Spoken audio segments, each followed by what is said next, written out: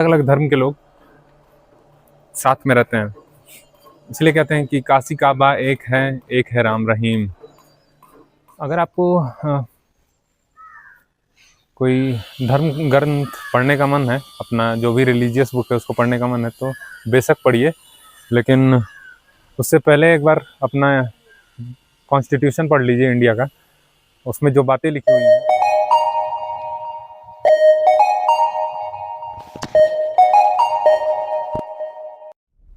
हाँ चलिए।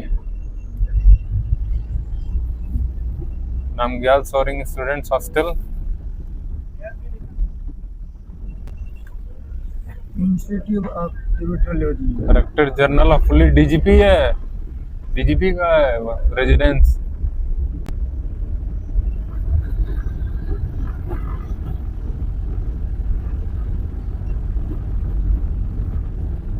बोला ना ऐसे निकल जा रहा है ना यहाँ से, पता ही नहीं चल रहा है।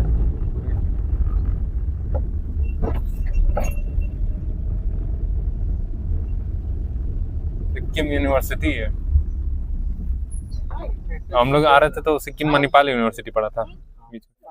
तो आ गए हैं अभी, एक स्तूपा है, स्तूप जिसे कहते हैं, उस पे आए हुए हैं। नाम अभी ऊपर लिखा हुआ है, बताता हूँ। और इसके बाद एक तिब्बतोलॉजी है पीछे, वहाँ जाएंगे। और उसके बाद एक लास्ट में जाएंगे, एक वाटरफॉल है वहाँ पे। तो उसके साथ ही हमारा आज का ये डे का साइट सीइंग जो है वो गैंगटॉक का वो कंप्लीट होगा। पीछे यार मैं जो बड़े बड़े ऑफिसेज जो रेजिडेंस हैं, बड़े बड़े, जैसे सीएम हाउस था वहाँ, और director general of police DGP का रेजिडेंस था।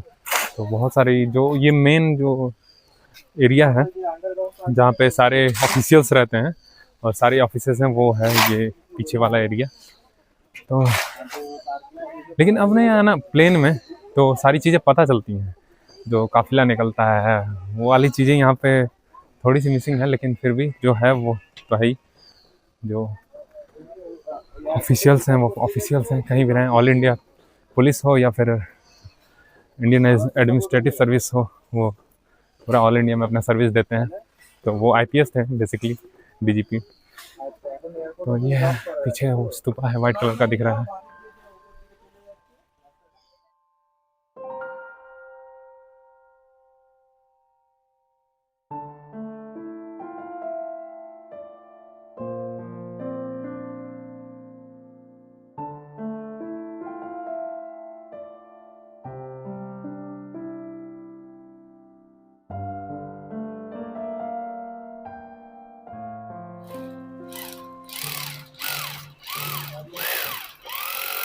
धर्म चक्र प्रवर्तन जिसे घुमाया जाता है, मैं सारनाथ में सेम किया था, अगर आपको याद हो तो। इस साइड रोटेट करते हुए जाना है, चलिए।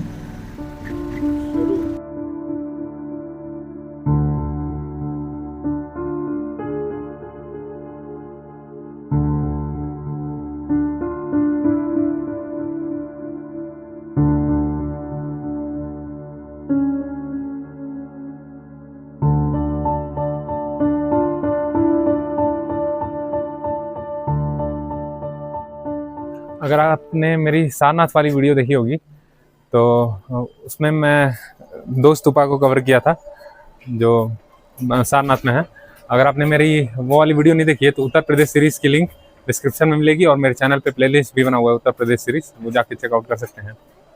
और ये सिक्किम में और लगभग पूरे इंडिया में आपको देखने के लिए मिलेगा।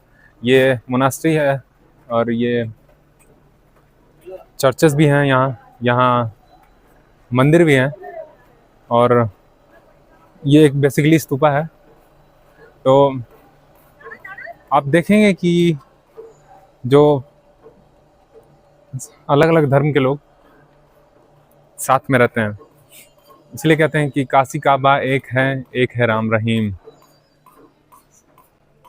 और बस मीडिया पे मत जाया करिए, मीडिया की बातों में आके आपसी जो सौहार्द है उसको ख़राब करना ठीक नहीं है। जो हम सब लोग एक कॉमन ब्रदरहुड है हम लोग का। और कोई भी धर्म से हो, कोई भी जाति से हो, सब एक हैं और हम सब इंडियन हैं।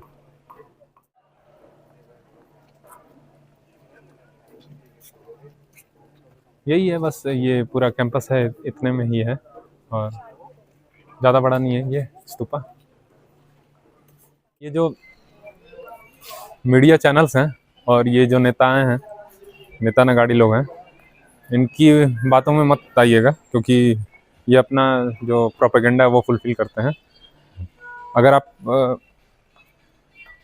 अगर आपको रियल इंडिया देखना है तो बाहर निकलिए, देखिए कि लोग कैसे हैं। और ऐसा जो मीडिया में दिखाया जाता है और जैसा न्यूज़ फैलाया जाता है व्हाट्सएप पे, वैसा कुछ है नहीं। वी ऑल आर वन, और सब एक ही हैं, बस उनका प्रोपेगेंडा फुलफिल होता है मीडिया के थ्रू। अगर आपको कोई धर्म ग्रंथ पढ़ने का मन है, अपना जो भी रिलीजियस बुक है उसको पढ़ने का मन है, तो बेशक पढ़िए, लेकिन उससे पहले एक बार अपना कॉन्स्टिट्यूशन पढ़ लीजिए इंडिया का। उसमें जो बातें लिखी हुई हैं, unity, integrity, common brotherhood, international peace और saving the environment and animal species, plant and animal species, पढ़िए एक बार, तब पता चलेगा आपको कि इंडिया क्या है। सिर्फ व्हाट्सएप के फॉरवर्डेड मैसेजेस देख के, न्यूज़ चैनल्स, मीडिया को देख के आपसी सौहार्द मत बिगाड़िए।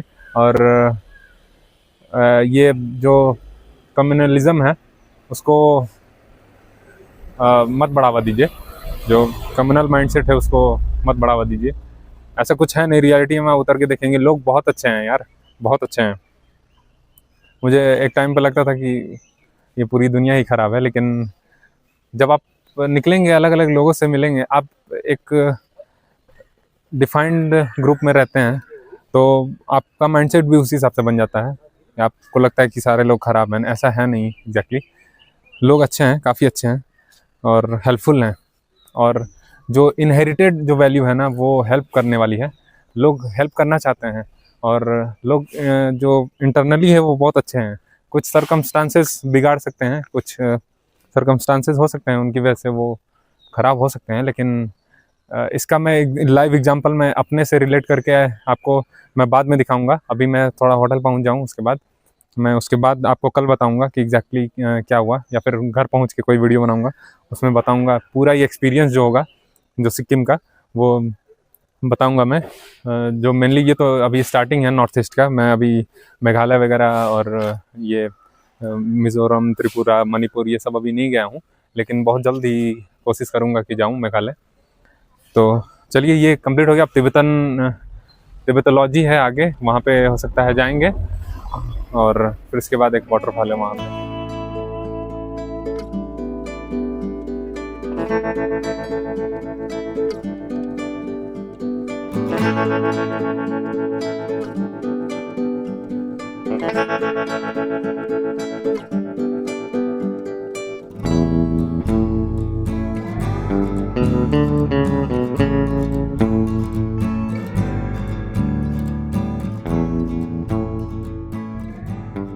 पीछे ये है टिकट काउंटर, और per person 25 rupees, childrens are exempted.